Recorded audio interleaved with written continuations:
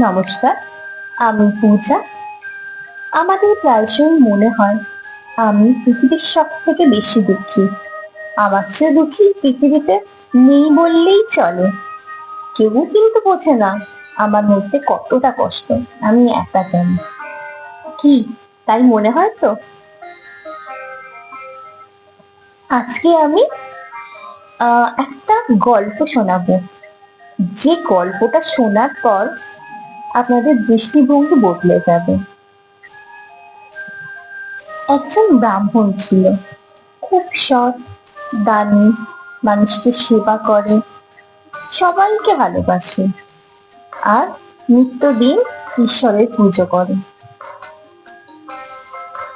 আর একটা বদমাশ লোক ছিল, যে হেন খারাপ কাজ না করে বেড়াতো।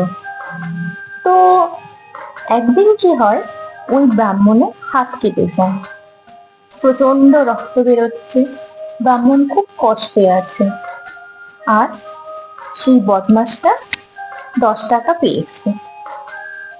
সে খুব আনন্দ করে ব্রাহ্মণকে দেখাচ্ছে, দেখো ব্রাহ্মণ, তুমি তো এত ভালো, এত মানুষের সেবা করো, ঈশ্বরের ভক্তি করো, কি হলো তোমার? তোমার হাত কেটে রক্ত বেরোচ্ছে, আর আমি টাকা পেয়েছি। তো এটা শোনার পর ব্রাহ্মণের স্বাভাবিকভাবেই খুব দুঃখ হয়, কষ্ট হয়। সে তখন কৃষ্ণকে বলে, হে কৃষ্ণ, আমি তোমার নিত্যদিন সেবা করছি, আমি মানুষকে ভালোবাসি, সারাটা জীবন সৎ হয়ে চলেছি, তাও আমার এত কষ্ট কেন? এটা নিয়েও কখনো অভিযোগ করিনি তোমাকে, কিন্তু আজ তুমি এটা আমার সাথে কি করলে? আমার হাত কেটে গেল, এত রক্ত বেরোচ্ছে, আর আজকেই ওই বদমাসটা টাকা পেয়েছে। এটা তো আমার সাথে অন্যায় হলো কৃষ্ণ। সেই দিন রাত্রে ওই ব্রাহ্মণ স্বপ্নে দেখছে, কৃষ্ণ বলছে, হে ব্রাহ্মণ, আজ তোমার মৃত্যু যোগ ছিল, তোমার প্রাণ যে চলে যেত, আমি তো সামান্য একটু তোমার হাত কেটে সেই জিনিসটা খণ্ডন করে দিয়েছি। আর ওই বদমাসটার কথা, ও আজ কোটিপতি হতো, কিন্তু ওর নিজের কর্মদোষে ও সামান্য 10 টাকা পেয়েছে।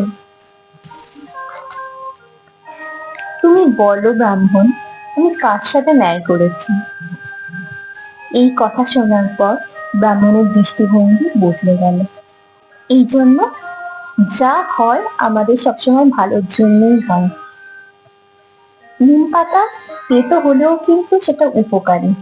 আমরা সাময়িক হয়তো বুঝতে পারি না যে এটা হয়েছে, আমাদের কষ্ট হয়, দুঃখ হয়, এটা কেন হলো, না হলেই ভালো হতো, আমার সাথে অন্যায় হয়েছে।